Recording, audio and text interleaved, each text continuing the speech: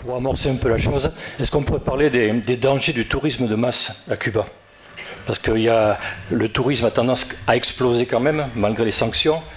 Et au niveau de la rue, moi je vois des témoignages de gens qui rentrent de Cuba, ils me disent c'est plus la Cuba d'autrefois, il y a des changements de comportement de la population qui sont vraiment dramatiques parfois. Qu'est-ce que tu en penses? Tu poses la première question parce que tu sais que c'est toujours la première question toujours la plus difficile à poser. Sinon on aurait pu passer directement à la seconde question. Mais... Alors c'est vrai que... Alors vous le savez que Cuba s'est ouvert au tourisme par nécessité économique et non pas par choix, par volonté propre. Ça a été une imposition de la situation internationale. Et comme vous le savez, le tourisme a des aspects positifs, il est source de devises, c'est aujourd'hui la seconde source de revenus du pays, mais il a également des aspects négatifs, puisqu'il y a à Cuba une résurgence, avec l'essor du tourisme au début des années 90, de phénomènes sociaux qui avaient disparu, comme la petite délinquance, comme la prostitution. Il y a également une atteinte aux valeurs de solidarité, d'entraide, d'humanité, notamment auprès des catégories plus jeunes de la population. Donc on ne peut pas attendre que des bienfaits positifs. Ma conviction, qui est subjective, c'est que les Cubains sauront faire face aux défis culturels qu'impose un tourisme de masse, notamment un tourisme en provenance des États-Unis. Parce que je crois que si l'on regarde, si l'on analyse la situation cubaine, et pour discuter avec les Cubains, les aspirations des Cubains ne sont pas d'ordre politique, elles sont d'ordre matériel. Les Cubains aspirent et méritent de vivre mieux d'un point de vue matériel. Parce que c'est vrai que le salaire est insuffisant, il y a des difficultés matérielles. Alors certes, les Cubains mangent 3 fois par jour, ont un logement, ont accès à l'éducation, ont accès à la santé, ont accès à la culture, ont accès au sport, etc. Mais il y a cette aspiration légitime à vivre mieux d'un point de vue matériel. Et l'un des défis aujourd'hui de Cuba, et du socialisme en général, c'est de répondre positivement aux besoins croissants de la population. Et c'est difficile parce que Cuba est un pays aux ressources extrêmement limitées. Cuba est un pays qui, de surcroît, a toujours été contraint d'utiliser des ressources extrêmement importantes pour sa survie. Pour la défense nationale, par exemple. Cuba a toujours été victime, soumise, et toujours soumise à un état de siège. Donc il y a toute une série de défis qui ont été posés au peuple cubain. Ma conviction, je crois en l'intelligence naturelle du peuple cubain qui a toujours su répondre avec beaucoup de sagacité aux nouvelles réalités et aux défis que lui imposait l'histoire. Les Cubains ne souhaitent pas de changement de modèle de société. D'ailleurs, ils sont lucides. Quand on leur demande « mais est-ce que tu ne penses pas qu'il faudrait peut-être faire autre chose ?» La première question qu'ils posent, c'est de savoir quel modèle vous nous proposez. Est-ce que c'est le modèle en vigueur dans le reste de l'Amérique latine? Est-ce que c'est le modèle français que vous nous proposez? Où nous avons 9 millions de pauvres, 2 millions d'illettrés, problème que Cuba a résolu en 1961. Pour la Réunion, puisque c'est de là que je viens, 50% de la population qui vient en dessous du seuil de pauvreté, 120 000 illettrés sur une population de 840 000 habitants, 50% des jeunes au chômage, et en même temps, c'est le département de France qui paye le plus l'impôt sur la fortune. Donc c'est la réponse des Cubains. Ils souhaitent pouvoir bénéficier, parce que vous savez, quand on a atteint un niveau de développement humain élevé, nos attentes matérielles sont également plus élevées. Un habitant du tiers-monde aspire à manger 3 fois par jour, s'il peut être soigné par un médecin, éventuellement amener ses enfants à l'école, avoir un logement décent. tout cela, ce sont des conquis de la révolution cubaine. C'est une réalité sociale à Cuba. Et les attentes sont différentes de la jeunesse cubaine. Et je le répète, j'insiste dessus, elles sont légitimes. La jeunesse cubaine mérite de vivre mieux d'un point de vue matériel, mais elle est confrontée à la réalité économique de son pays.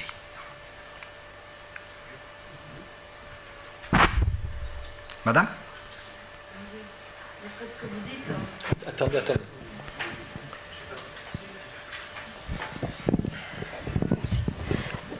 Vous avez retracé l'historique donc avec la révolution cubaine, l'embargo des États-Unis, où il y a une stratégie effectivement étatique de mettre un peu en vase clos l'île, parce que c'est plus facile de mettre en vase clos une île qu'un État qui aurait des frontières.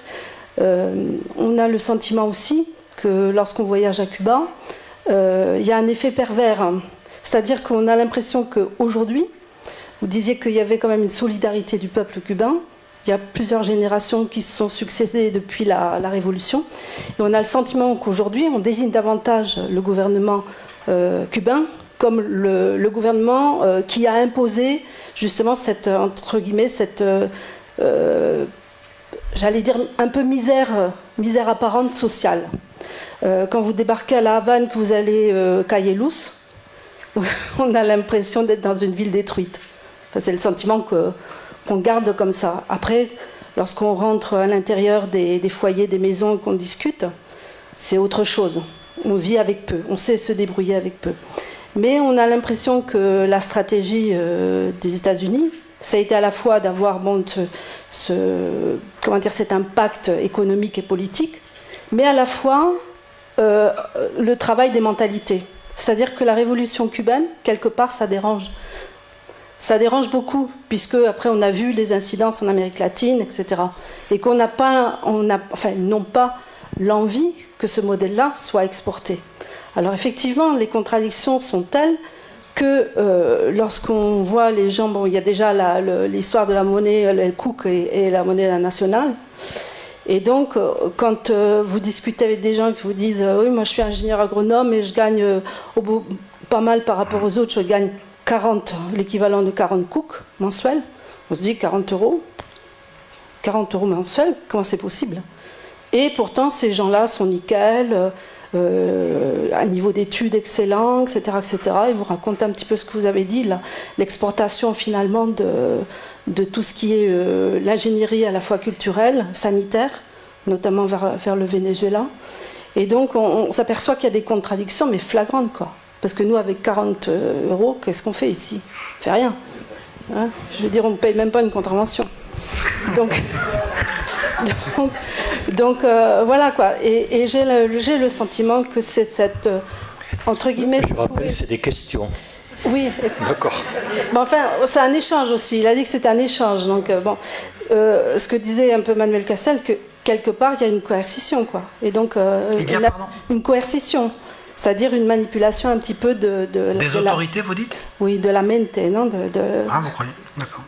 Donc, bon, voilà. Donc, je ne sais pas si... Enfin, c'est quelques observations qui peuvent donner... Je vais répondre. Voilà. Je vais essayer de répondre, d'apporter mon point de vue. Okay. Si votre propos est de dire qu'il y a de la pauvreté à Cuba, j'y souscris totalement.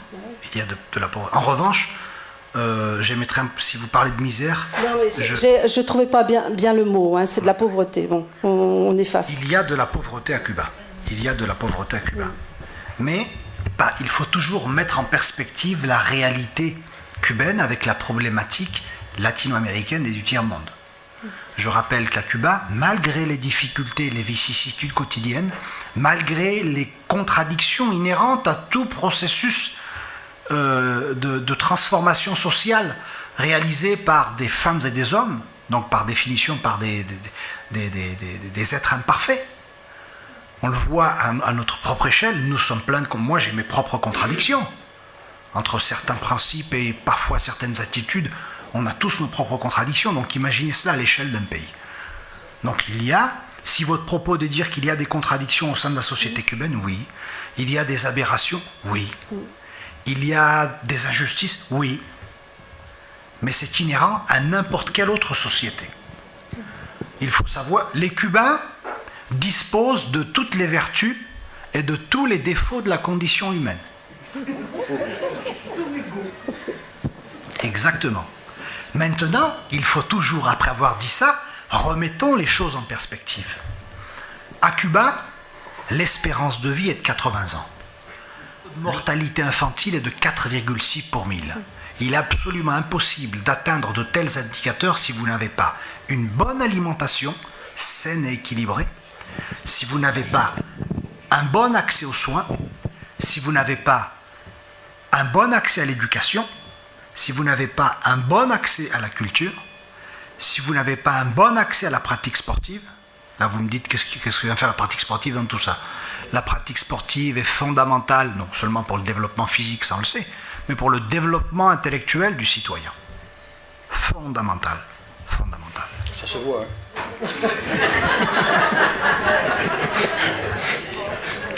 Et je dis toujours à mes étudiants, si vous voulez avoir des bonnes notes et réussir votre semestre, faites du sport. Fondamental.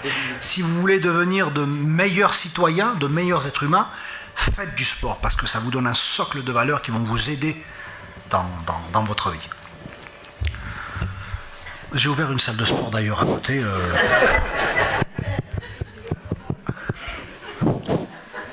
Oui. J'ai pas fini encore. Ah pardon, monsieur Larragne, excusez-moi. Ah, pas, c'était Jean. Je termine Jean et après... Excusez-moi. Pour ce qui... Alors, 40 cooks. Oui, c'est vrai que 40 euros, quand on dit les Cubains gagnent 40 euros, ça nous semble bizarre. Mais il faut savoir qu'avec 1 euro à Cuba, vous pouvez acheter 37 places de cinéma. Avec 1 euro à Cuba, si vous êtes une mère cubaine avec un enfant de moins de 7 ans, vous pouvez acheter 104 litres de lait. Avec $1. Avec 1 euro, c'est un petit peu plus. Ça ne veut pas dire que si vous avez un enfant de moins de 7 ans et que vous avez avec $1, on va vous donner 107 litres de lait. Non. Vous aurez droit à 1 litre de lait par jour jusqu'à l'âge de 7 ans de votre enfant au prix subventionné que je viens de vous donner. Donc il faut remettre, 85% des Cubains sont propriétaires de leur logement. Il n'y a pas de taxe d'habitation, il n'y a pas de taxe foncière, etc. Et pour les 15% restants, la législation cubaine interdit que le loyer dépasse 10% du revenu du foyer. Donc il faut rappeler ces réalités. Il faut rappeler ces réalités. Maintenant, c'est sûr, si vous me citez la Calle Luz, alors moi je vais vous citer la Plaza de San Francisco. Et quand la Plaza de San Francisco de La Habana Vieja, elle est fabuleuse. Pareil. Alors, la Plaza de San Francisco ne reflète pas ce qu'est Cuba, et la Calle Luz non plus. Parce que sinon, moi, je vous amène dans une rue à Saint-Denis, soit à Paris ou à La Réunion, ou dans un bidonville, et je vous dis... Le quartier historique est bien un quartier touristique. Oui, mais le quartier touristique où habitent les Cubains, hein, c'est pas un quartier exclusif. C'est un quartier très populaire. La Habana Vieja, Centro Habana, ce sont des quartiers très populaires, avec une inclusion sociale des habitants. On n'a pas fait comme dans les grandes villes, hein, où dès lors à Marseille par exemple, où dès lors qu'on développe le centre historique, on exclut la population. On cache les pauvres. On cache les pauvres. Et on les vire, oui, on les vire. Et vous aviez soulevé un autre point également, auquel je voulais répondre. Le fait que tout ça, ça a des incidences sur... Ah, le contrôle de captation de cerebro, de volontario. De quelle manière? Est-ce que vous croyez que quand on a envie de manipuler les masses, est-ce que vous croyez qu'on les éduque? Première chose qu'a faite Cuba, après le triomphe révolutionnaire. Je ne dis pas que c'est les Cubains qui manipulent. Je dis que c'est la situation environnementale créée par les États-Unis qui fait en sorte qu'on puisse désigner facilement le responsable de ça, c'est-à-dire les autorités cubaines. C'est ça ce que je dis. Non, je ne comprends pas. C'est-à-dire que les Cubains désignent les autorités leurs dirigeants comme étant les responsables? Oui, le fait d'avoir eu un embargo, d'avoir... Oui. Plonger d'une certaine manière la société cubaine dans des restrictions, et notamment des restrictions matérielles, dans la mesure où il y a toute une colonie cubaine qui vient de Miami, etc. Ouais, ouais. Il y a comme un regard sur la matérialité de la société qui fait que, bon, nous, on n'a pas le droit à ça, mais bon, finalement, il n'y en a pas le droit. Je sais pas, vraiment, je sais pas si c'est un... C'est un peu ce qu'on a ressenti. Ouais. Notamment, Ce n'est pas mon... Bon. Je ne mets pas en doute votre ressenti, hein, mais... C'est pas mon ressenti, c'est une incidence, c'est un effet pervers en fait. C'est un effet pervers. Parce que vraiment, pour discuter avec les Cubains, ils disposent de la culture politique suffisante pour comprendre quels sont les grands enjeux stratégiques et quelle est la réalité. Mais ils ont tendance à pleurer devant le touriste, comme on dit en espagnol, el que no llora no mama. Donc, Ce qui est de bonne guerre. Ce qui est de bonne guerre. Ceci étant, les casas particulares, je veux dire, c'est en une journée, c'est le gain d'un mois de salaire. Quand vous payez 25 euros ou 30 euros, quand vous payez 25 ou 35 euros l'habitation, donc c'est équivaut oui, l'ouverture avec le tourisme, ça crée c'est un effet pervers, ça. Ça crée des inégalités. Voilà. Ça crée des inégalités, mais pareil, quand on ne peut pas espérer d'un processus de transformation sociale que des effets positifs. Il y a des contradictions, il y a des aberrations. Mais là encore, les Cubains, je ne vais pas me faire l'avocat des Cubains, ils savent bien se défendre tout seuls. La différence, c'est que les Cubains ont des circonstances atténuantes. Alors que nous, quand nous avons, je le disais tout à l'heure, 9 millions de pauvres dans un pays qui n'a jamais été aussi riche de son histoire, bon, nous le savons, Robespierre le disait déjà, hein, la pauvreté est une volonté politique. C'est une décision politique, la pauvreté. L'illettrisme, s'il y a 2 millions d'illettrés en France, c'est une décision politique, ce n'est pas la fatalité. C'est une volonté politique. S'il y a combien de millions de mal logés, c'est une décision politique, parce que nous disposons des richesses nécessaires pour permettre de subvenir aux besoins des 65 millions de Français. Et heureusement qu'on a Macron.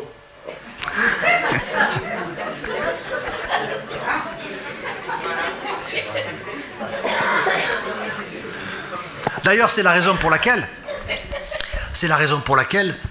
notre libérateur est toujours vilipendé, Maximilien Robespierre. Pas pour la terreur, parce que voyons, quand bien même tous les crimes dont on l'accuse, c'est mon petit éditorial sur la Révolution française, quand bien même tous les crimes dont on l'accuse seraient avérés, moi je veux bien débattre sur ce sujet. D'ailleurs, par exemple, les tribunaux révolutionnaires, qui les a créés? Vous savez, tribunaux révolutionnaires qui ont appliqué la terreur. Danton, il y a une statue à l'Odéon, par Robespierre. Pas pour cela, parce que quand bien même je disais que si tous les crimes dont on accusait Robespierre étaient avérés, il n'aurait pas fait le millième de ce qu'a fait Napoléon juste après, qui a mis l'Europe à feu et à sang. Pourtant, c'est notre gloire nationale, Napoléon. Non, Robespierre avait dit la chose suivante, et c'est ce qu'on ne lui pardonne pas. La pire des aristocraties, c'est l'aristocratie des riches.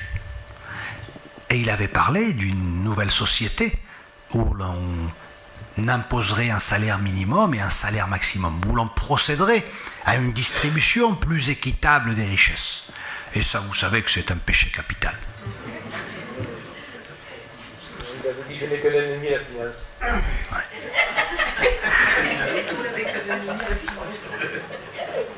Vous savez ce qui est devenu la la chambre historique de Robespierre à Paris, 398 rue Saint-Honoré?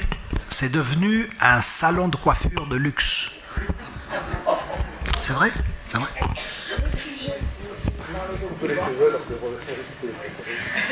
Question. Frédéric. Oui, allô? Attends, non, Il y avait Jean, oui. Jean Ortiz. Oui, non, je pense que les Cubains, comme tu le disais, ne veulent pas de changement de modèle, mais ils sont majoritairement, aujourd'hui, aspirent majoritairement à un changement dans le système, dans le modèle. Voilà. Ensuite, Obama l'a dit lui-même, il a dit le blocus est un échec. Nous nous isolions. Donc notre ennemi reste Cuba, castriste. On veut renverser le castrisme, on change de méthode. Il a dit ouvertement. Voilà. Ensuite, deux questions tout à fait extérieures. Penses-tu que la Guyane est une île? Oui. Parce que Macron a sorti ça la semaine dernière. Et ensuite, penses-tu que François Fillon serait ou dissident ou en prison à Cuba? On l'exporterait aux États-Unis. Alors, à ma connaissance, la Guyane n'est pas une île. Et rappelons que la présomption d'innocence existe. Donc, Oui.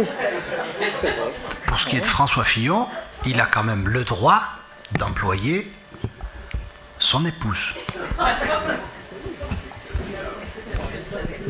Moi, j'ai envoyé. Il a le droit de choisir. Mais il a le droit de choisir le camp des riches, François Fillon. Il a le droit de défendre le camp des riches. Mais nous, on ne pas les... Est-ce qu'il n'y a pas un camp des riches à Cuba aussi? Il y a des écarts de revenus très importants. Oui. Alors oui, depuis l'ouverture du tourisme, alors comme vous le savez, si la question est posée, est-ce que les gouvernants vivent un peu mieux que les cubanos d'à pied, comme dans n'importe quel pays? Oui. Est-ce qu'il y a des disparités de revenus avec l'essor du tourisme? Oui. Mais bien entendu, ça n'atteint pas les gouffres abyssaux que l'on a chez nous. Et puis, il y a quand même une législation qui essaye de redistribuer les richesses.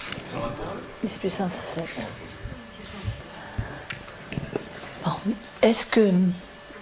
Il me semble que la révolution cubaine a tout de suite mis l'accent sur plusieurs points.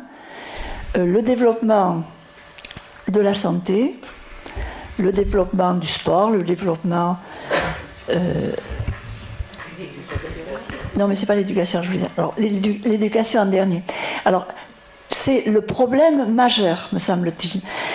Cuba a misé sur l'éducation de son peuple. Et c'est ça qui va peut-être, je ne suis pas sûre, peut-être la sauver. Parce que quand un dictateur prend le pouvoir dans un pays, la première chose qu'il ne fait pas, c'est l'éducation des gens. Parce qu'il ne va pas éduquer des gens pour s'apercevoir qu'ils sont exploités par un dictateur. Donc, Fidel Castro dictateur, c'est incompatible avec le développement de la culture et de l'éducation. Il me semble que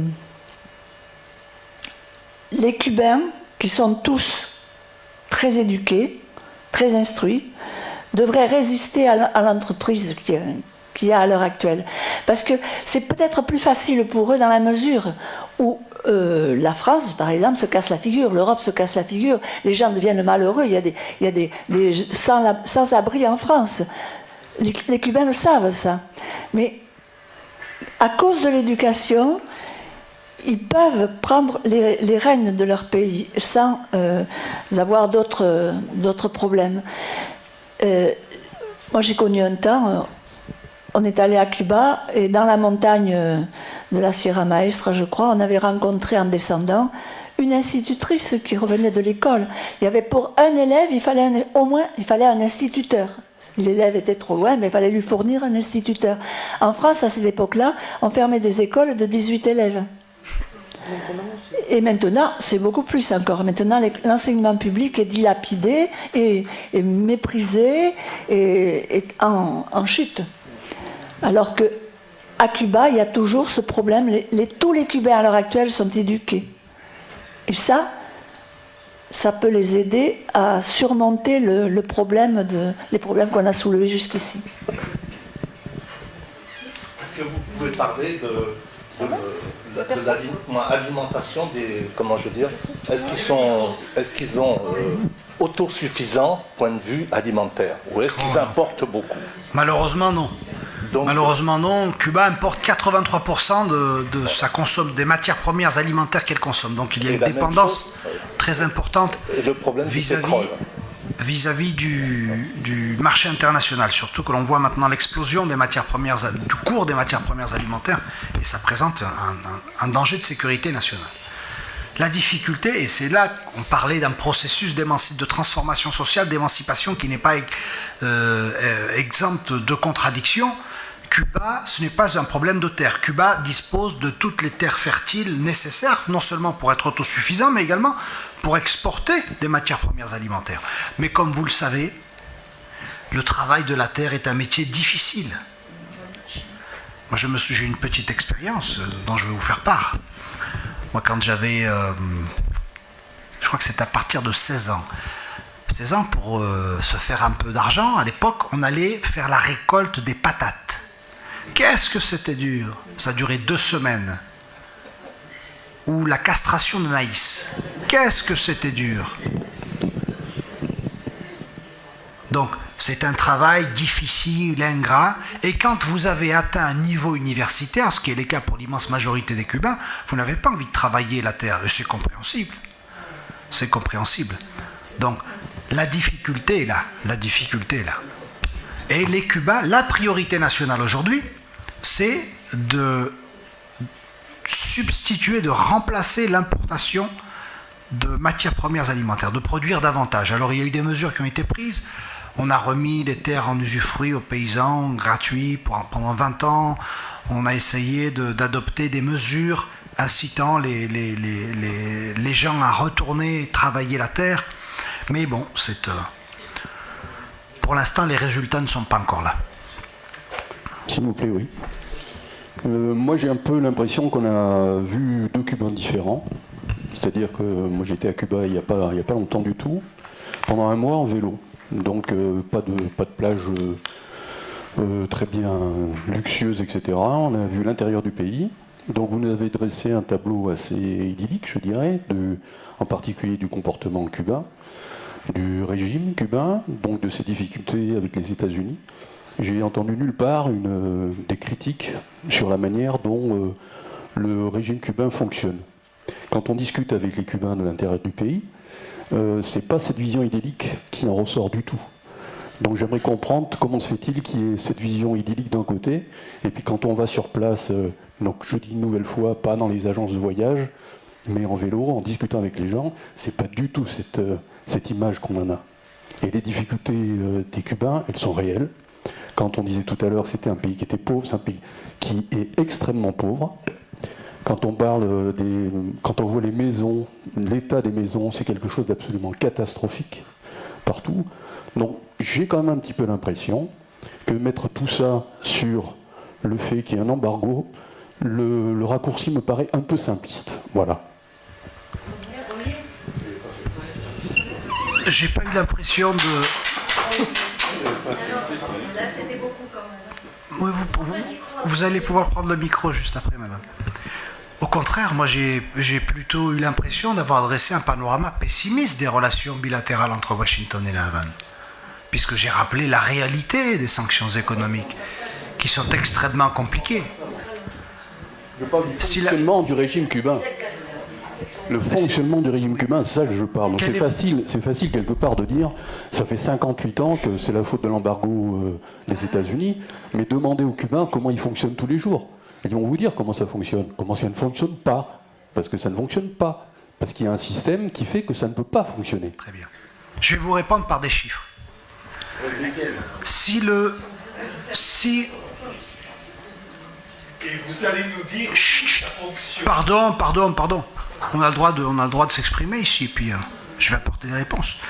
Alors, si un modèle qui ne fonctionne pas permet à la population d'atteindre une espérance de vie de 80 ans, un taux de mortalité infantile de 4,6 pour 1000, c'est-à-dire le plus bas d'Amérique, y compris le Canada et y compris l'Argentine, les États-Unis, et l'un des plus bas du tiers-monde, qui permet d'universaliser l'accès à l'éducation.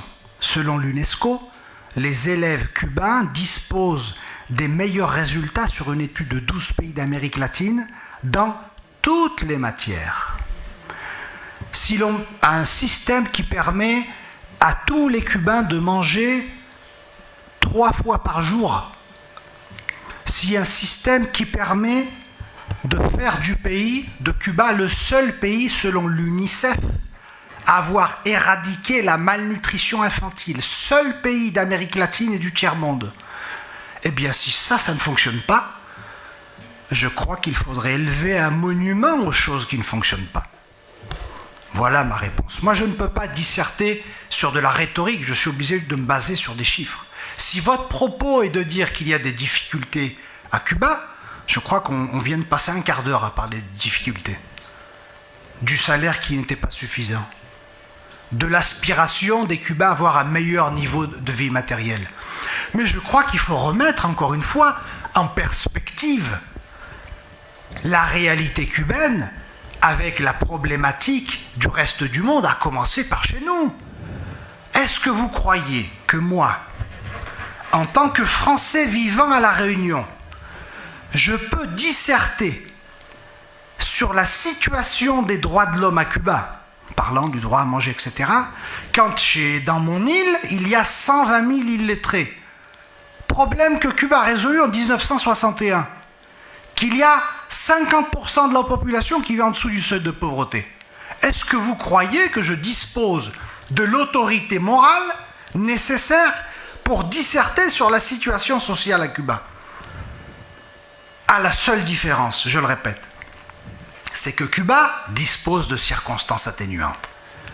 Cuba est un pays pauvre. Cuba est le dernier pays à obtenir formellement son indépendance d'Amérique latine. Cuba est un pays qui a été néocolonisé jusqu'en 1959. Cuba est un pays victime de sanctions économiques depuis plus d'un demi-siècle.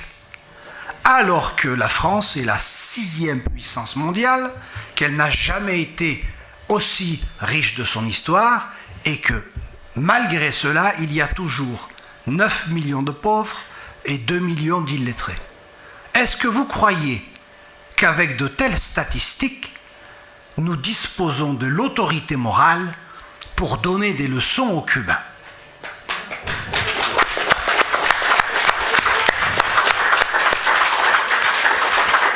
Puisqu'on parle, en parlant de la qualité des logements des Cubains. Oui, bien sûr. Là, c'est facile de faire la rhétorique comme ça, et de dire, monsieur, vous n'avez pas l'autorité, etc. On a l'autorité de quoi?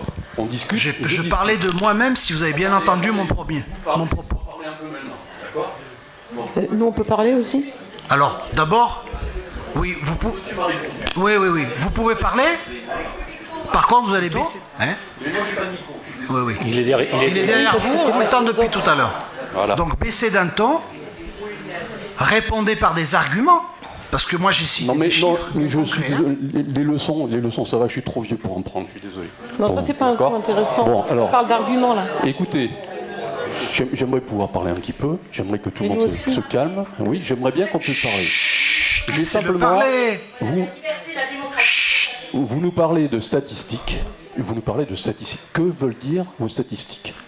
Moi, j'ai vu des statistiques à Cuba. Je suis désolé, j'aimerais bien savoir à quoi ça correspond. Vous parlez de santé, vous parlez de la santé des Cubains, etc. Je suis désolé, quand on voit les Cubains en ville, je ne suis pas persuadé que l'hygiène de vie soit la première chose qui soit mise en exergue. Donc, je ne critique pas les Cubains pour critiquer les Cubains. Je ne mets pas la France en exemple, j'aurais beaucoup de mal à le faire. Je dis simplement, il faut arrêter de voir les choses d'une manière systématique et de dire tout est bien. L'enseignement fonctionne bien, l'éducation fonctionne bien, donc le médical fonctionne bien. Allez voir un hôpital cubain, vous allez avoir quand même des surprises. Hein? L'état d'hygiène. Les Cubains sont des gens qui sont admirables dans le fait qu'ils se débrouillent avec rien. Ils se débrouillent avec rien. Pourquoi les médecins cubains sont si bons? Mais parce qu'ils se démerdent avec rien du tout. C'est pas parce qu'ils ont été bien formés. Ça fait partie. Mais c'est pourquoi ils sont plus urgentistes, je dirais. Ils sont très très bons dans l'urgence. Parce qu'ils se débrouillent avec rien. La scolarité, vous allez voir une école à Cuba, vous allez voir qu'il n'y a rien à l'intérieur.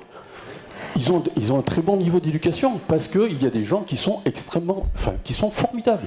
Donc je ne critique pas les Cubains. Et qui ont été formés par qui, ces gens-là? Je ne critique pas les Cubains. Je dis simplement que l'organisation, il faut arrêter de voir l'organisation comme quelque chose de parfait. Et l'organisation pose un certain nombre de problèmes graves. Est-ce que je peux apporter un témoignage d'un vrai pays du tiers-monde? Parce que je crois qu'on a un peu oublié que c'est un pays du tiers-monde.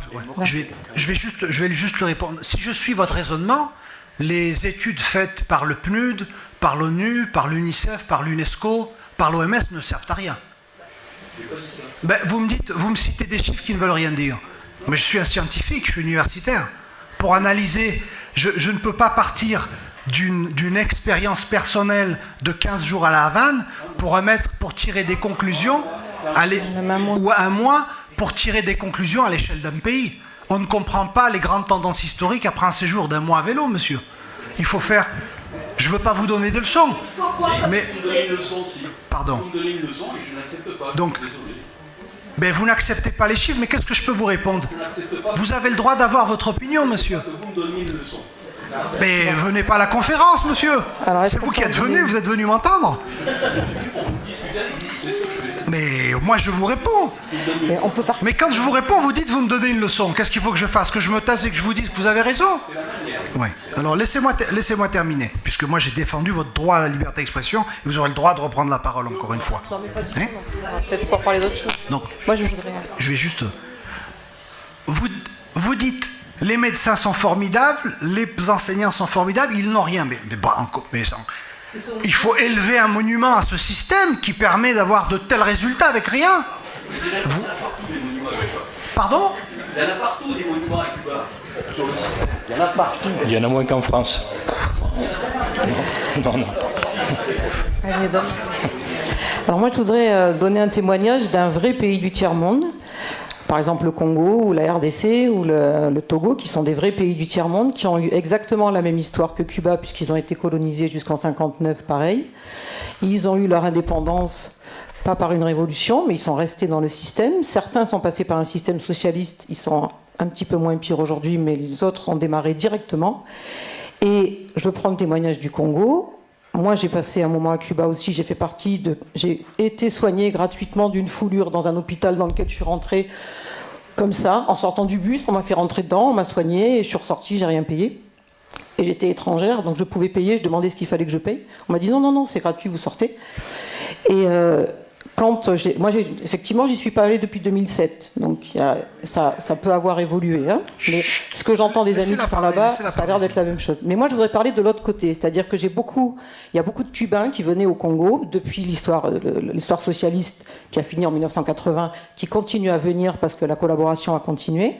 Il y a des gynécologues, par exemple, cubains, des dentistes cubains qui viennent au Congo et qui ne comprennent même pas que les maladies qu'ils trouvent existent. Ils sont complètement sidérés de voir des gens venir en marchant pour se faire soigner des maladies qu'ils n'ont jamais vues de leur vie, qu'ils n'ont même pas étudiées, tellement c'était pas possible que ça existe. Et ils étaient tous choqués quand ils venaient faire de la médecine au Congo. D'autre part, pour les 40 €, au Congo, on peut gagner 200 €, sauf que dès qu'on a un paludisme, il y en a 150 qui partent. Donc de toute façon, le salaire, il sert à rien. Le logement, c'est pareil, etc. Parce qu'on n'arrête pas de comparer Cuba à la France. Mais la France, c'est le pays qui a pillé les pays du tiers-monde pour faire sa richesse. Ces pays-là n'ont jamais rien pu piller pour faire leur richesse. Et là, je parle d'un pays, le Congo, producteur de pétrole, qui exporte tout ce qu'il veut, son bois, son pétrole. Aucune entreprise n'est interdite pour venir commercer avec le Congo. Ils font exactement ce qu'ils veulent. Non seulement ils n'ont ni santé ni éducation. Les écoles au Congo, il y a non seulement plus de matériel, mais pas non plus d'instituts. Ni l'un ni l'autre, et pourtant ils se débrouillent, mais il n'y a pas d'éducation, ça c'est sûr, il n'y en a plus, et pourtant ils ont été à un moment à 97% comme Cuba en 1976, et d'autre part un détail important aussi, c'est qu'aujourd'hui le Congo, producteur de pétrole, est surendetté. Il est au prix du FMI, il a une dette qui est 3 fois supérieure à tout ce qu'il peut gagner chaque année en dette, malgré sa production de pétrole. Et ma question était la suivante, quelle est la dette de Cuba vis-à-vis des organismes internationaux, enfin, qu'est-ce qu'il y a? Alors là, vous me posez une colle. Aucune idée. Parce que je sais que le FMI n'a jamais prêté, mais je voulais savoir s'il avait emprunté ailleurs. Oui, Cuba est endetté. Alors, a résolu ses problèmes de avec le Club de Paris, par exemple, qui était un groupe de créanciers privés, mais je ne pourrais pas vous donner de chiffres. Non. Pour parler des difficultés aux urgences dans les hôpitaux à Cuba, moi, j'invite... les Paloises et les Palois, c'est comme ça qu'on dit, allez faire un petit tour aux urgences à l'hôpital de Pau. Et vous verrez.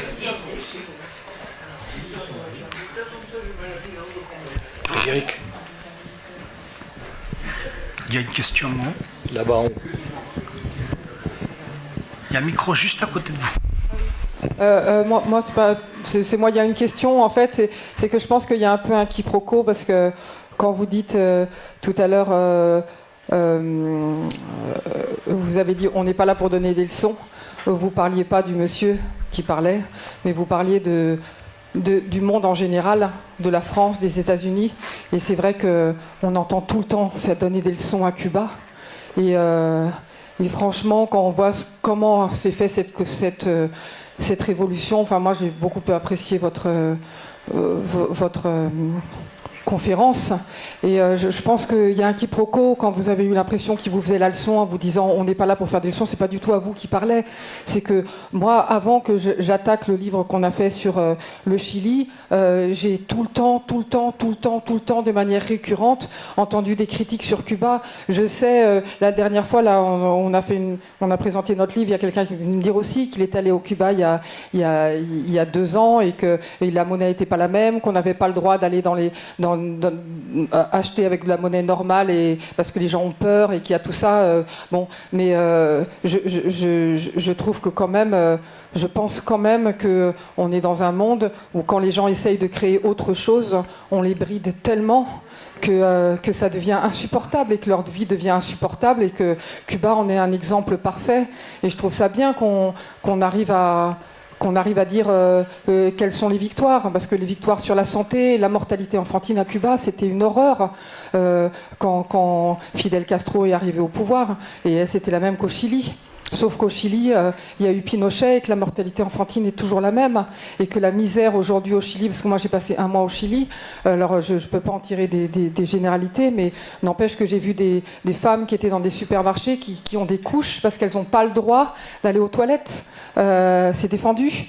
Donc pour gagner du temps, on met des couches, alors ça fait marcher le système des couches, et puis ça fait que vous voyez, vous macérez dans votre pipi toute la journée. Il y avait des personnes de 70 ans qui sont à la caisse et qui remplissent des poches en plastique parce que c'est leur seule façon d'avoir une retraite. Ils n'ont pas de retraite, donc on leur donne la pièce après. Alors nous on est tout fiers parce qu'on est écologistes, donc on arrive avec nos poches, vous savez, Monoprix là en nylon, et on dit on n'a pas besoin de poches en plastique, mais ils vous regardent et ils vous détestent parce que vous leur faites perdre leurs revenus en n'étant pas écologistes. Donc voilà, on est tombé. Et là, si vous parlez aux Cubains, alors aux Cubains il y a 40% de gens qui sont encore pinochettistes, mais quand vous parlez aux autres, le désespoir il est total. En France aujourd'hui, aux Chiliens je veux dire. Mais en France, aujourd'hui, on va dans plein de pays, de quartiers, de régions de la France, le désespoir est total. Le système libéral, comment il est fait, il met plein de gens au désespoir. On parle des suicides tous les jours dans les entreprises, on parle de... Voilà. Donc, à la campagne aussi. Mais, donc, je pense que c'était un quiproquo, monsieur. Je pense que ça ne s'adressait pas du tout à vous, du fait que vous faisiez la morale. Enfin, je ne me trompe pas en disant ça. Je pense que vous parliez de manière générale. Et c'est vrai que nous, en Europe... J'ai utilisé la première personne. Oui. Quand j'ai pris des exemples, j'ai utilisé la première personne. Je dis, moi, je ne me sens pas investi de l'autorité morale nécessaire pour aller donner des leçons à un peuple qui a fait une révolution et qui résiste depuis un demi-siècle, et qui a des succès admirables, non pas selon les propos de Gramma ou du gouvernement cubain, mais selon les plus éminentes institutions internationales. Ce qui ne me semblait pas... Et ça n'avait rien à voir de ne pas sentir légitime la question du monsieur. C'est ça que je veux dire, c'est que c'est un peu triste dans ce genre de débat quand tout d'un coup il y a des quiproquos comme ça, parce que c'est dommage. Je dis toujours qu'il faut remettre les choses en perspective. Je le pense aussi. Quand on parle...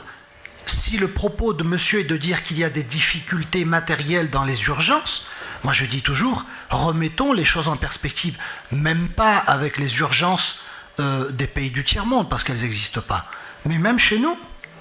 Je ne sais pas si vous avez déjà fait un tour aux urgences. Vous pouvez rester 8 heures sur un brancard avant qu'on s'occupe de vous. 12 heures. Quand vous voyez, j'espère, bon, moi j'ai eu un petit accident... les aléas du sport, il y a du positif et du négatif. Et j'ai eu une fracture et j'ai été aux urgences à La Réunion. Je suis arrivé à 19h aux urgences et on m'a monté dans ma chambre à 2h du matin. À La Réunion, c'est la France, La Réunion. Hein? C'est la France. Donc c'est pour ça que je dis, je ne me sens pas investi de la légitimité nécessaire pour donner des leçons à un peuple qui a construit un modèle de société qui est cité en exemple, le modèle social cubain, le modèle de santé, d'éducation, est cité en exemple par les plus éminentes institutions internationales. Et je regrette, les statistiques veulent dire quelque chose. Sinon, dans ce cas-là, on ne débat plus.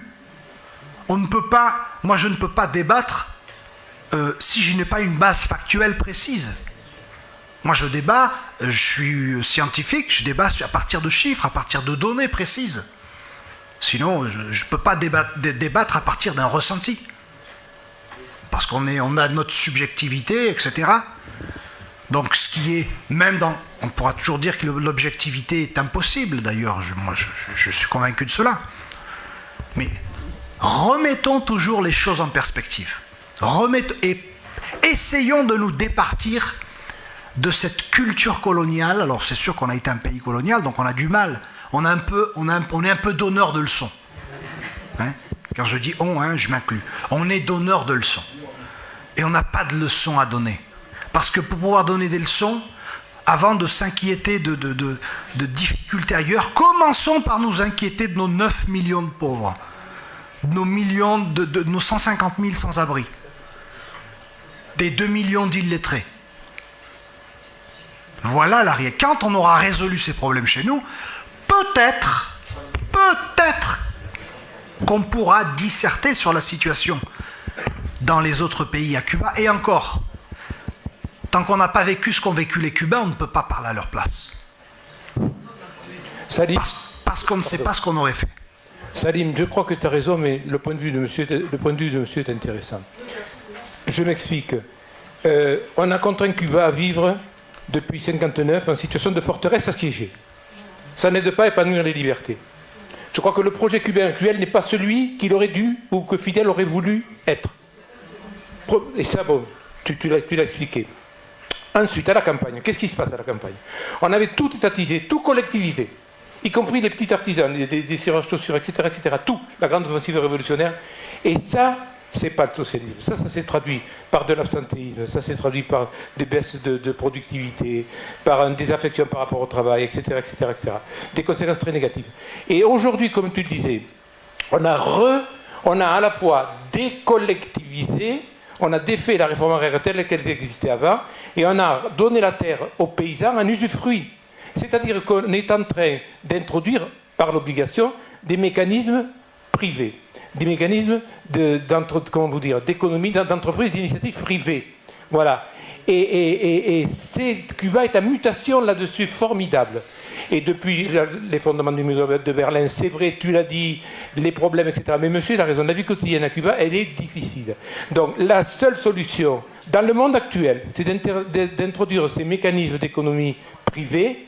Mais quand tu mets le renard dans le poulailler, il faut être très vigilant. Alors c'est nécessaire, c'est-à-dire qu'il faut continuer à planifier en associant les gens au plan, à l'élaboration du plan, comme disait Che Guevara, en démocratisant ces démarches, etc., avec des contre-pouvoirs, etc., etc. Réactiver le Front populaire, le pouvoir populaire, réactiver tout ce qui faisait l'idiosyncrasie cubaine, les premiers moments de la révolution. Ensuite, tu le sais, il y a eu la soviétisation pour le meilleur et pour le pire. Voilà. Donc, je crois que le point de vue de monsieur n'est pas incompatible avec ce que tu dis, Salim. Merci, Jean. Une question ici.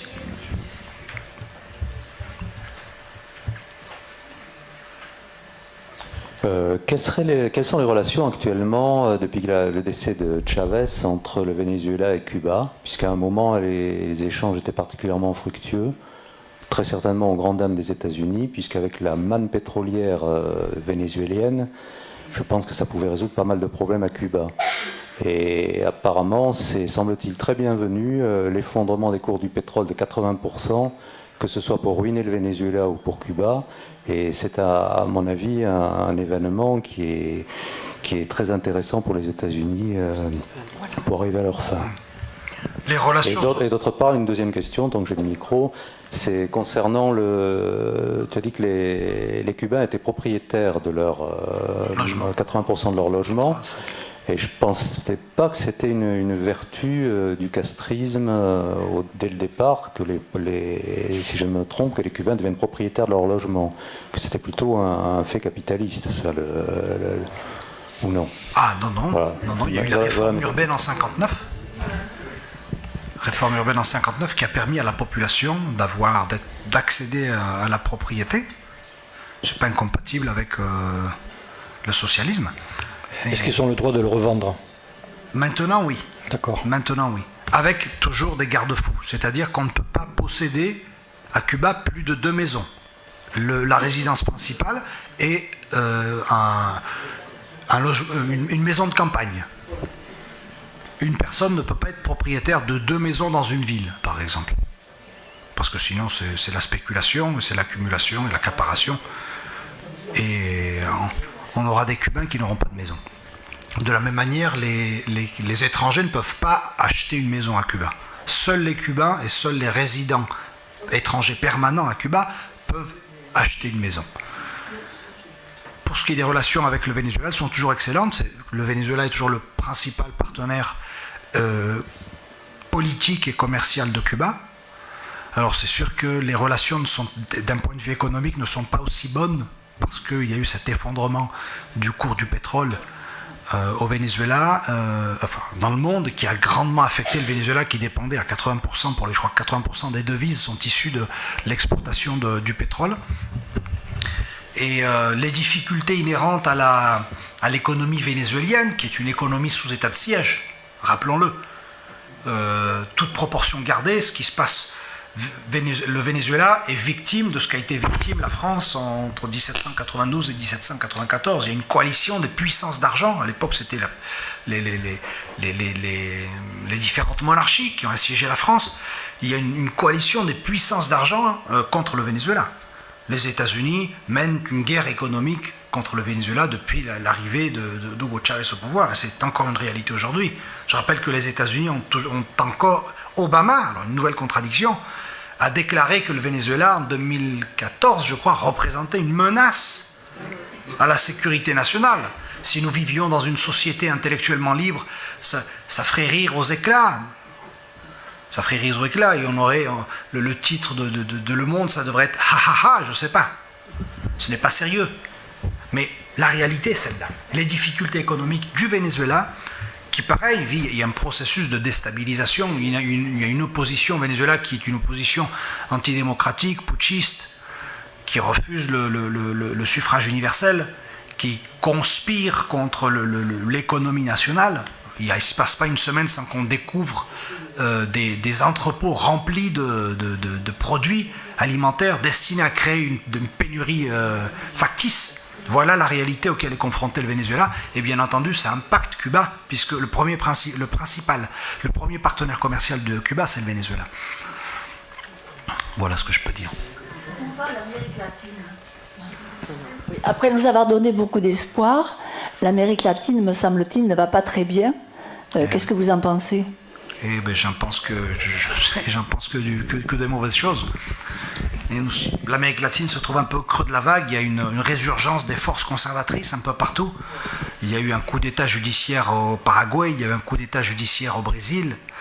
Il y a eu une victoire d'un néoconservateur Macri en Argentine, qui applique une politique antisociale terrible. La situation est assez compliquée en Amérique latine. La situation est différente de ce qu'elle était. Il y a un ballottage incertain en Équateur. Les élections, le deuxième tour va avoir lieu dans les prochains jours, puisque même si le candidat, le successeur de Rafael Correa est arrivé largement en tête, mais s'il y a une coalition des forces d'opposition, ça peut basculer également du côté conservateur. Donc, la réalité n'est pas évidente, n'est pas simple. On a vu ce qui s'est passé au Honduras. J'ai oublié le coup d'État au Honduras, soutenu par les États-Unis. Donc voilà la réalité de l'Amérique latine. Oui. Tardivement, je ne sais pas s'il est encore là, oui. Je voudrais encourager le monsieur à reprendre sa bicyclette. Je ne serai pas cruel, je ne vous enverrai pas au Congo, mais dans nos belles campagnes françaises, ne manquez pas d'approfondir cette étude. Peut-être en arriverez-vous à comparer 3 courbes, celle des cessations d'activité, celle des suicides est celle du vote FN dans nos belles campagnes françaises. Oh, ça va être un débat dans le public. Alors je fais du vélo aussi bien en France qu'ailleurs, ça c'est la première des choses. J'aimerais vous demander simplement une chose, est-ce que vous avez été à Cuba ?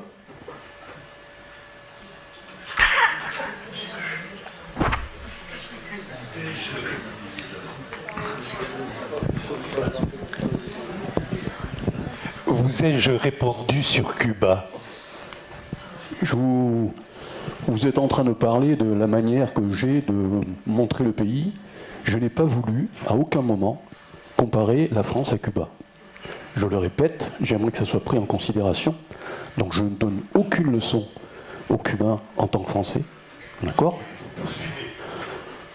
Je dis simplement que si vous allez à Cuba, vous verrez qu'il y a des choses que l'on peut, je pense, expliquer vu les problèmes économiques liés au blocus américain, et il y a des choses qui me sont, à mon avis, inhérentes plutôt au système. Et c'est quelque chose qu'on voit sur place. C'est tout ce que je voulais dire. Ah, dit de cette manière, je souscris totalement. Vous aviez une autre perspective tout à l'heure, mais dit de cette manière, bien entendu. Si votre propos est de dire que les autorités cubaines ont commis des erreurs, mais pas qu'une. Pas qu'une. Là, nous parlions tout à l'heure de la politique agricole. S'il est quelque chose qui a été un échec à Cuba, ça a été la politique agricole. Mais je le répète encore, les Cubains et les Cubaines sont des hommes et des femmes qui font partie de l'humanité et donc qui ont des défauts, des qualités. Ne soyons pas... Nous avons c'est vrai qu'ils nous ont habitués à tellement bien faire, les Cubains, que nous avons une exigence démesurée à leur égard. Nous voudrions qu'ils créent la société parfaite. Alice n'est ni l'enfer de Dante, Cuba n'est ni l'enfer de Dante, ni Alice au pays des merveilles. Et vous avez raison, vous n'avez pas comparé, mais moi je crois que l'analyse comparative est fondamentale. D'ailleurs, c'est un reproche qu'on me fait souvent, quand on me pose une question sur Cuba, je réponds sur la question, et puis j'invite à la comparaison. Parce que sinon, nous ne pouvons pas saisir quels sont les enjeux, quelle est la réalité, sans une analyse comparative. Oui. Pardon. J'aimerais savoir quelles sont les relations avec la Russie actuellement, vu qu'on n'en parle plus. Enfin, avant, il y avait avec l'Union soviétique. Non, c'est moi. Là, voilà. Ah. Voilà. Quelles sont les relations avec la Russie actuelle, s'il y en a, parce que c'est vrai que je n'entends plus parler. Bon, je lis un peu dans les journaux, mais c'est vrai que je ne vois aucun rapport entre Cuba et la Russie. Merci bien. Oui. La Russie ne fait pas partie des principaux partenaires commerciaux de Cuba. Je crois que je ne sais même pas si elle est dans les 10 premiers. Les relations se sont distendues, vous le savez, depuis l'effondrement de l'Union soviétique. Les Cubains ont en mémoire les 3 trahisons de l'Union soviétique en 1962, lors de la crise des missiles, lorsque Khrouchtchev a décidé de pacter avec Kennedy sans consulter les Cubains, qui risquaient leur vie et leur existence. Donc les Cubains l'ont peint en travers la gorge. Lorsqu'en 1991, l'Union soviétique, du jour au lendemain, a abandonné Cuba à son sort. Et en 2001, suite aux attentats du 11 septembre, lorsque la Russie a décidé de fermer sa base d'écoute à Lourdes, qui est devenue aujourd'hui l'Université des sciences informatiques, et qui rapportait à Cuba 300 millions de dollars par an. Donc il y a eu un pacte entre Washington et Moscou. À ce sujet, donc les Cubains ont en bonne mémoire. Tenemos buena memoria, comme dirait Carlos Puebla, el poeta. Et donc voilà, les relations ne sont plus celles d'avant, mais je crois qu'elles s'améliorent. Il y a une volonté de la part de la Russie de retrouver un peu les relations d'antan, même si je crois qu'elles ne seront plus jamais les mêmes. Mais elle a du retard, puisque le premier partenaire commercial, c'est le Venezuela, le second, c'est la Chine, ensuite le Canada, bon, l'Union européenne, etc. La Russie est loin derrière.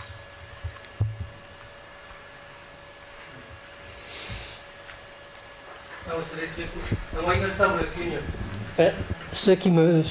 on pourrait beaucoup, évidemment, parler de Cuba, faire le tour, ses qualités, ses défauts. Mais moi, il me semble qu'une des qualités du régime cubain, du gouvernement cubain, c'est ne surtout pas se poser en modèle.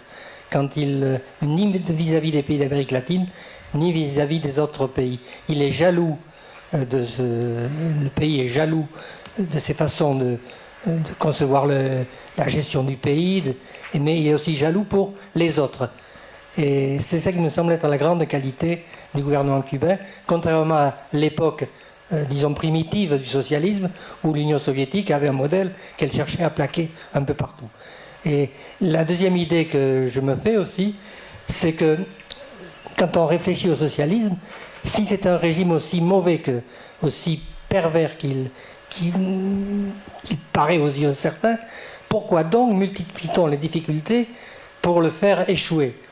Moi, en une démarche scientifique, quand on veut démontrer la fausseté d'une thèse, on ne crée pas toutes les conditions pour que cette thèse échoue. On crée les conditions pour qu'elle puisse se dérouler normalement, et ensuite on tire les conclusions.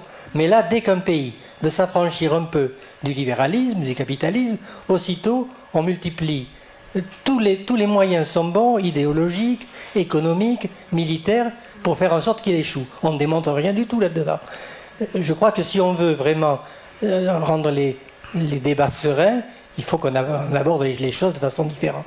Et c'est un des mérites de Cuba, je crois, d'aborder cette approche des phénomènes.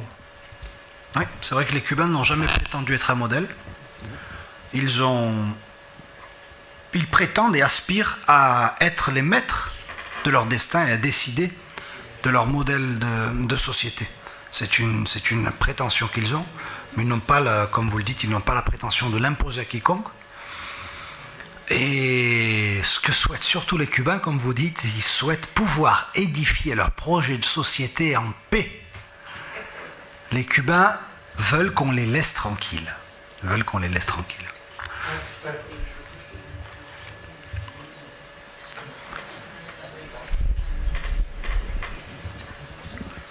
Oui, je peux prendre la parole? Oui. Excusez-moi, je ne suis jamais allé à Cuba, je ne sais pas si j'irai un jour, je ne sais pas, je parle espagnol, mais enfin bon, il y aurait plusieurs questions qu'on pourrait poser. Par exemple, est-ce qu'on ne pourrait pas développer, dans le cadre de l'Europe, un axe, ça dépend des gouvernements évidemment, ils peuvent changer, entre l'Espagne et Cuba. Je me souviens des positions de Aznar qui étaient très alignées sur les États-Unis, par exemple. Bon, est-ce que ça peut changer? On a beaucoup reproché à Podemos des amitiés ou des relations avec le Venezuela. Je ne sais pas quel est leur projet vis-à-vis de Cuba. Je pense qu'il est très différent de celui de Rajoy, et tant mieux. Bien, et un autre aspect aussi, sans aller à Cuba, on peut aussi assez facilement lire en français ou dans la langue originale des ouvrages d'écrivains cubains de très grande valeur, dont certains presque tous, je crois, sont passés ici, tels que Padura, Pedro Juan Gutiérrez, qui décrit bien les années 90 et la crise, la survie quotidienne, etc. Et autres. Je me souviens aussi de l'intervention de Carla Suarez, qui était passée ici, et qui s'étonnait, après pas mal d'années vécues en Europe, du fait qu'on l'interroge toujours sur l'aspect politique de sa condition, à savoir pro ou anti-castriste, ce qui est parfaitement ridicule. Elle a le droit d'avoir l'opinion politique qu'elle veut, mais elle se reconnaît le droit aussi d'être écrivain, tout simplement. Voilà. Donc je peux recommander aussi le film de Padura et Laurent Cantet, qui est français, donc c'est un pont intéressant, qui est Le Retour à Itac, qui présente une conversation sur une terrasse à La Havane, où les avis sont très circonstanciés. C'est un film d'une très grande subtilité, que je peux conseiller de voir ou revoir à tout le monde. Et qui a eu un prix à Biarritz d'ailleurs, au Festival de cinéma latino-américain. Voilà. La littérature apporte beaucoup aussi, avec les études universitaires, je suis bien d'accord. Le chef-d'œuvre, c'est Les Salvalimes Paradis. Plus l'Alépoca Collective. Reina Orena. Je crois qu'il faut en finir. Ce sont des gens qui ont été à un moment donné discriminés, c'est vrai, parce qu'ils étaient homosexuels. Mais quelle force dans les romans de Reinaldo Arenas, quelle force. Et les Samalim, qui n'a jamais quitté Cuba, qui est homosexuel, qui a subi une certaine marginalisation. Lisez Paradiso, c'est à mon avis l'œuvre maîtresse, l'un des plus grands romans de la littérature latino-américaine et mondiale. Ah bon? Oui, bien sûr, bien sûr. Un mot rapidement sur l'Union européenne, puisque je crois que le temps est compté, c'est ça? Oui. Dans 5 minutes, on va tomber en période spéciale et on ne pourra pas alimenter correctement nos invités. Parce qu'ici, à partir de 10h30 à Pau le soir, on ne peut pas manger. Donc ayez pitié d'eux, s'il vous plaît. Ils ont beaucoup souffert déjà, donc... Un mot sur l'Union européenne. Vous avez raison de rappeler que l'Union européenne, en 1996, s'est alignée... Il y a des bavards au fond. S'est aligné... Carmen, Juan est un provocador.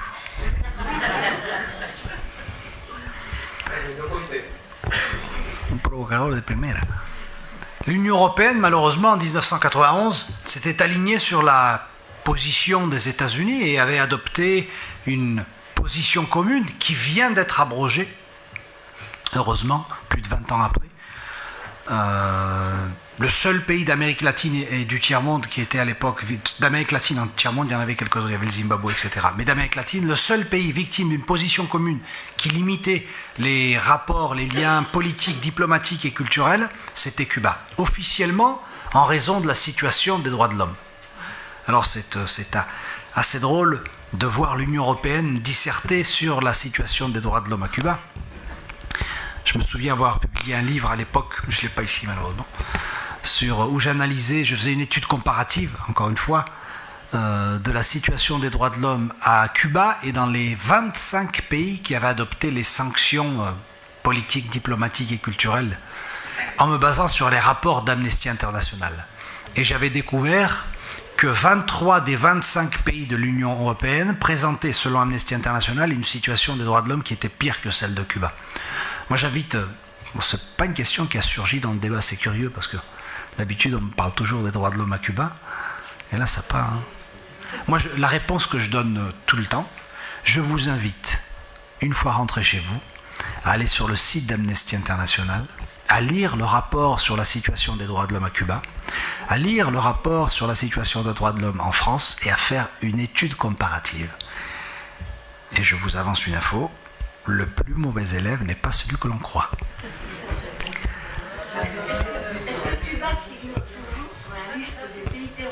Non, c'est fini, c'est fini, c'est fini. Madame qui avait un... Madame, oui, je voyais que vous aviez une réticence. Vous avez le droit d'avoir. Hein. Je vais parler au nom du groupe d'Amnesty International de Pau. Je l'ai lu justement ce matin, le rapport de 2016, pour justement être bien au courant des dernières... certes, la France n'est pas... Il y a effectivement des problèmes en France, et maintenant Amnesty défend son propre... agit sur son propre pays, donc, et nous agissons sur les violences policières, voilà. Mais bon, à Cuba, il y a quand même aussi des problèmes. Oui. Vous avez remarqué que dans le dernier rapport d'Amnesty International, les reproches faits à l'encontre de la France et des États-Unis sont bien plus sévères que ceux contre Cuba. Puisque le principal reproche que l'on fait à Cuba, dans le dernier rapport, c'est la multiplication des gardes à vue. Même pas plus Amnesty International ne parle pas de détention, elle parle de garde à vue, hein, ou de euphémisme, ça m'a plu, de détention de courte durée, pouvant aller jusqu'à quelques heures. Oui. Moi je me dis que si Amnesty International faisait en France la même chose et comptabilisait le nombre de gardes à vue de quelques heures dans les quartiers populaires, et qu'on ne me dise pas que ce n'est pas pour des raisons politiques, hein, eh bien je crois que le rapport d'Amnesty International sur la France ferait 39 pages. Voilà. Et de maladresse. Voilà. Donc c'est pour ça que je dis, alors là encore, hein, je dis Amnesty International reconnaît certaines violations des droits de l'homme à Cuba. Même si ce que je reproche à Amnesty International, c'est de ne pas appliquer les mêmes critères à tous les pays. Je pense que les critères sont les mêmes. Non. Il y a quand même... Par exemple, pour la question des gardes à vue, mais pourquoi Amnesty International en est réduite à compter le nombre de gardes à vue à Cuba et qu'elle ne le fait pas en France?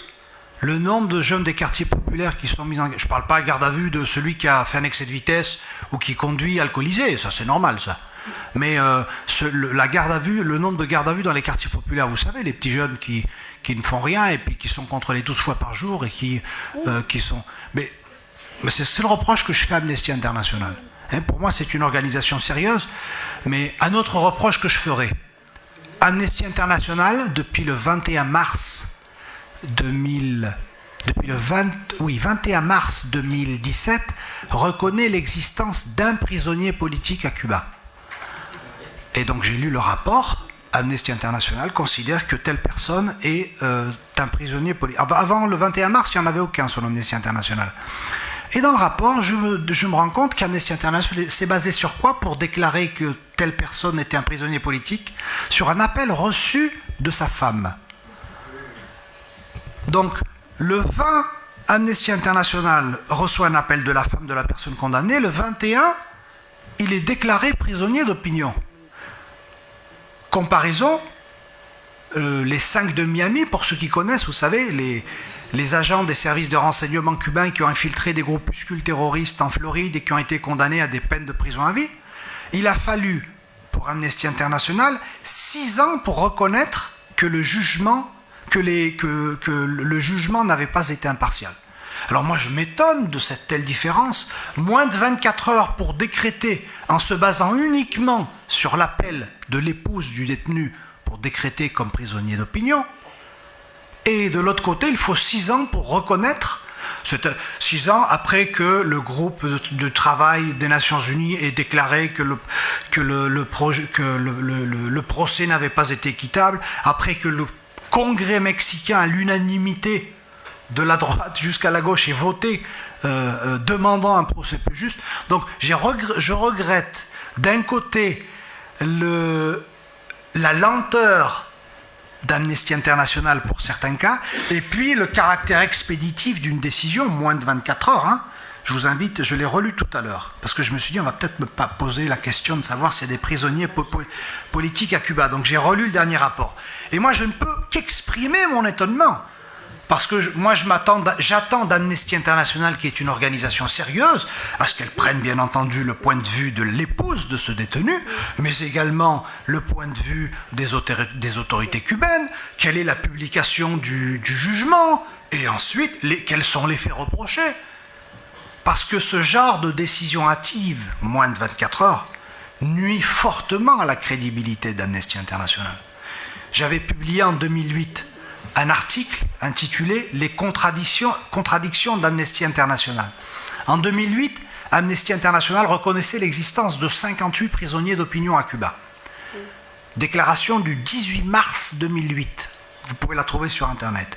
Dans la même déclaration, disant 58 prisonniers d'opinion qui sont en prison uniquement pour avoir exprimé une opinion hétérodoxe. Et dans la même déclaration, la justice cubaine reproche à ses opposants d'avoir accepté le financement du gouvernement des États-Unis. Alors moi, quand j'ai lu cette déclaration, je suis tombé des nues. Amnesty International n'a pas contesté l'argument de la justice cubaine, pour la simple et bonne raison que c'est une réalité publique. Le gouvernement des États-Unis reconnaît publiquement qu'il finance l'opposition interne. Mais à partir du moment où un opposant accepte d'être stipendié par une puissance étrangère, qui impose un état de siège au pays en question, dont l'objectif public est un changement de régime. Mais on passe du statut d'opposant politique au statut d'agent stipendié par une puissance étrangère. De traître, tout simplement. Et on viole gravement la loi cubaine, mais pas que la loi cubaine. La loi française également. L'article 411.4 du Code pénal français stipule, je le cite de mémoire, le fait d'entretenir des intelligences avec une puissance étrangère, même pas d'être financé, d'entretenir un échange avec une puissance étrangère dans le but de porter atteinte aux intérêts fondamentaux de la nation, est passible d'une peine de 30 ans de réclusion criminelle et de 450 000 € d'amende. Code pénal, article 411.4. J'espère que vous notez, hein. Si je vous le donne et que personne note pour aller vérifier, d'ailleurs, moi je vous invite à ne pas prendre pour argent comptant tout ce que je vous raconte. Ayez l'esprit critique. Parce que je pourrais vous embobiner. Je cite au hasard des articles, etc., pour vous convaincre. Donc vérifiez par vous-même. Et je vous invite également, lorsque vous entendez, vous voyez dans les médias des informations sur Cuba, à prendre cette information avec une certaine circonspection, ne pas prendre pour argent comptant ce qu'on nous raconte. Donc voilà ce que je peux dire sur Amnesty International. J'ai d'ailleurs débattu, par pur hasard, avec la représentante d'Amnesty International. J'ai eu 3 minutes sur France Info. Je ne savais même pas qu'elle était là. On m'avait, suite à la déclaration de Ségolène Royal qui avait dit qu'il n'y avait pas de prisonniers politiques à Cuba. Et donc on m'a appelé pour me dire que pensez-vous de la situation, de la déclaration de Ségolène Royal. Je ne savais pas que la représentante d'Amnesty International France était sur le plateau.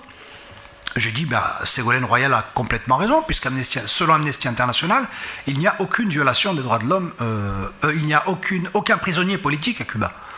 Et donc, la représentante d'Amnesty International est intervenue en disant oui, dans le dernier rapport, mais il y en a eu, etc. Mais puis, il y en a eu, d'accord, mais si on remonte en France aussi, il y en a eu. On part de la situation actuelle. Si on veut parler des années 60 ou des années 70, il y en a eu à Cuba, mais il y en a eu en France.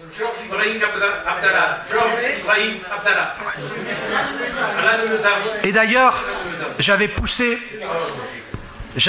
la provocation jusqu'à dire sur France Info, moi j'invite les auditeurs à faire la comparaison entre le rapport d'Amnesty International sur la France et celui sur Cuba. Alors elle est intervenue en disant non, mais Amnesty International ne fait pas de comparaison. Je dis oui, vous n'en faites pas, mais moi je la fais. Je la fais. Pour avoir une idée plus, disons, plus réelle des faits. Voilà ce que je peux dire. Salim, tu veux manger ce soir? Oui, je veux manger. Je crois qu'on peut le remercier. Merci.